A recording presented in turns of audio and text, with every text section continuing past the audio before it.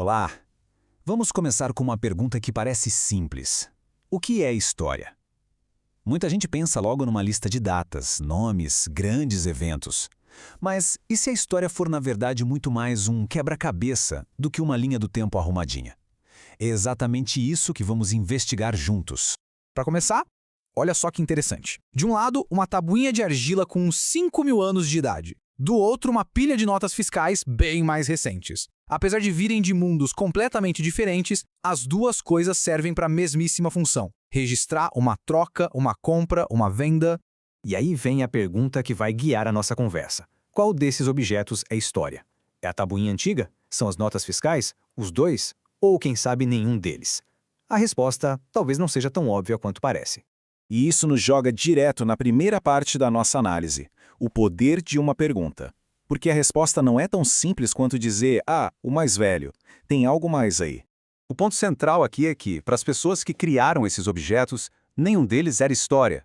Pensa bem, o agricultor lá na Mesopotâmia só queria um controle da sua colheita de cevada. Assim como a gente hoje só quer conferir as contas do mercado. Eram só ferramentas práticas do dia a dia. Então, aqui está a virada de chave. O valor histórico não está no objeto em si, esperando para ser descoberto. Ele é ativado.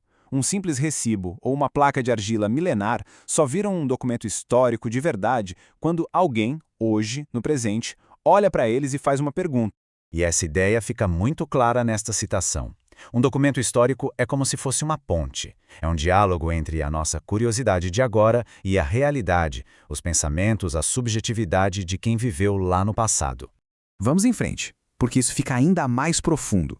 Se o significado de um objeto depende da pergunta que a gente faz, quer dizer que o mesmo objeto pode significar coisas totalmente diferentes para pessoas diferentes.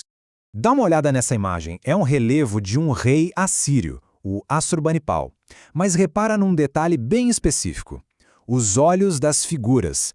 Eles foram riscados, danificados de propósito. Por que alguém faria isso?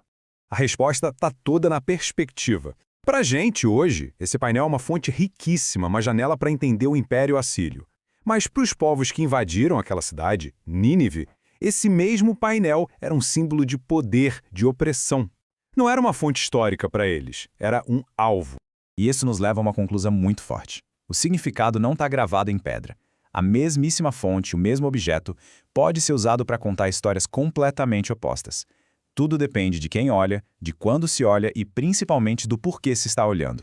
E um dos maiores desafios na hora de interpretar o passado é uma armadilha chamada etnocentrismo.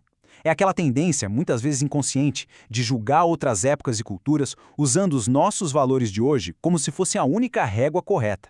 Isso cria uma barreira enorme para a gente entender o passado nos termos dele mesmo.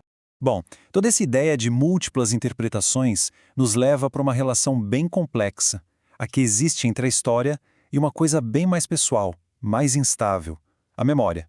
Uma memória que, como diz o título, é evanescente, ou seja, ela some, escapa entre os dedos.